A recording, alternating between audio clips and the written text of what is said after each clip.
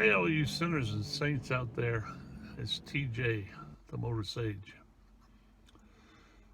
We had a couple days of warm weather. In fact, the other day it went up to into the mid 60s, and my missus and I took a ride out to one of the state parks and I drove around, did a little bit of grocery shopping, and had a nice ride through the country.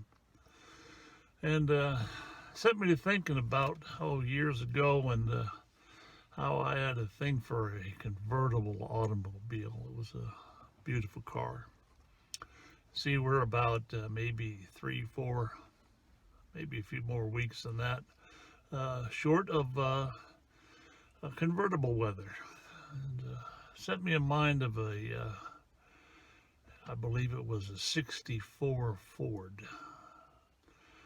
Greenish, light green, metallic green convertible with a white top, had a matching green interior. Beautiful car. 390 V8 engine, cruise-o-matic transmission. It was a real cruiser. I can remember that car, and I remember seeing it go off into the sunset with a woman that I had a relationship with years ago. And it sets me in mind of, Jesus talking to a woman of such flighty nature. And I'd like to talk to you a bit about that.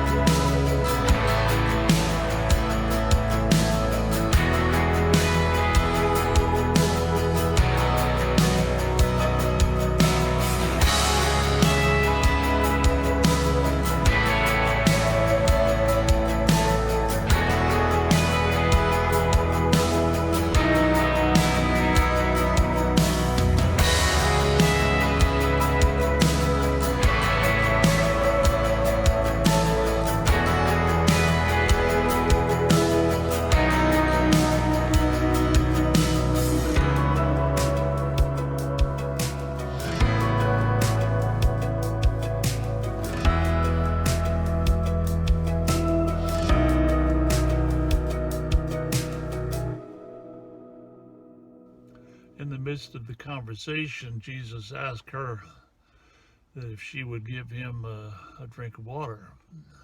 And she gave me a little bit of an argument about it and came back at him, and he said if she knew who she was talking to, that she would ask him for some living water.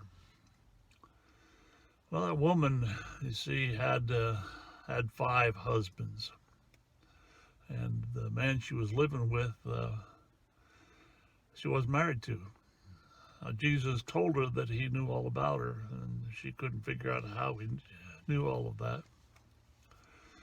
And as we look back upon it, there might have been, many reasons. I see back then in those days, the woman could be divorced for all kinds of reasons. She was a second-class citizen in the ancient lands of Israel and Judea.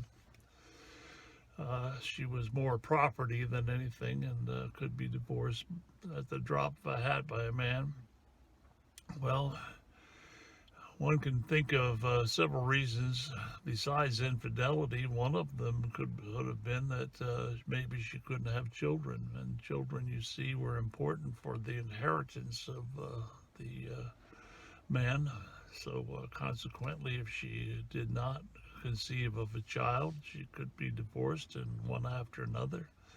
Uh, uh, she made sort of a confession, and Jesus said, that he would give her the living water, the waters of baptism, as we call it, waters that were bubbling up unto eternal life.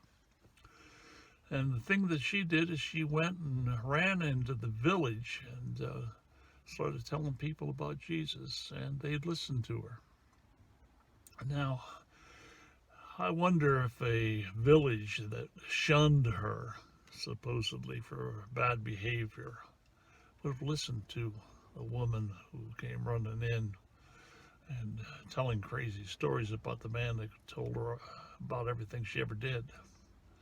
I think that she was kindly looked upon in that village because they believed her, and they did come out to see Jesus and to hear his words and hear him tell about that he was the Messiah who had come into the world, the deliverer. We see he had delivered to that woman living water, the waters of baptism, so to speak. And she was probably included in other members of her village who came to believe in Jesus and his saving power and inherited eternal life.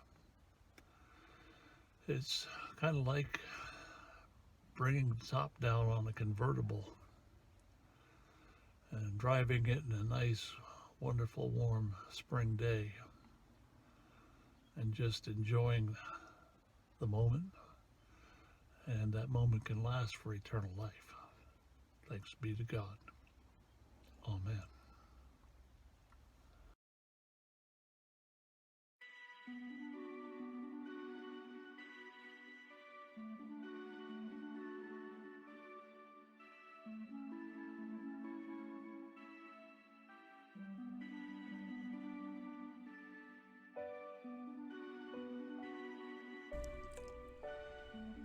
So he, Jesus, came to a city of Samaria called Sychar, near the field that Jacob gave to his son Joseph.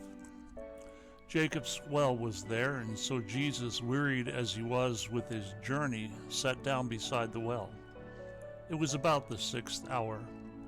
There came a woman of Samaria to draw water.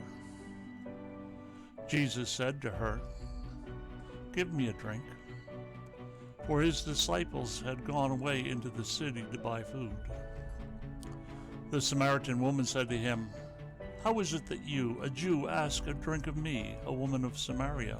For Jews have no dealings with Samaritans." Jesus answered her, "If you knew the gift of God and who it is that is saying to you, 'Give me a drink,' you would have asked him, and he would have given you living water." The woman said to him, "Sir, you have nothing to draw with, and the well is deep. Where do you get that living water? Are you greater than our father Jacob, who gave us the well, and drank from it himself, and his sons, and his cattle?" Jesus said to her, "Everyone who drinks of this water will thirst again, but whoever drinks of the water that I shall give him will never thirst. The water that I shall give him will become in him a spring of water welling up to eternal life." The woman said to him, "Sir, give me this water, that I may not thirst nor come here to draw." Jesus said to her, "Go, call your husband and come here." The woman answered him, "I have no husband." Jesus said to her, "You are right in saying, 'I have no husband,' for you have had 5 husbands, and he who you now have is not your husband. This you said truly." The woman said to him, "Sir, I perceive that you are a prophet. Our fathers worshipped on this mountain, and you say that in Jerusalem is the place where men ought to worship." Jesus said to her, "Woman, believe me, the hour is coming when neither on this mountain nor in Jerusalem will you worship the Father. You worship what you do not know. We worship what we know, for salvation is from the Jews. But the hour is coming, and now is, when the true worshippers will worship the Father in spirit and truth, for such the Father seeks to worship him. God is spirit, and those who worship him must worship in spirit and truth. The woman said to him, I know that the Messiah is coming, he who is called Christ. When he comes, he will show us all things. Jesus said to her, I who speak to you am he.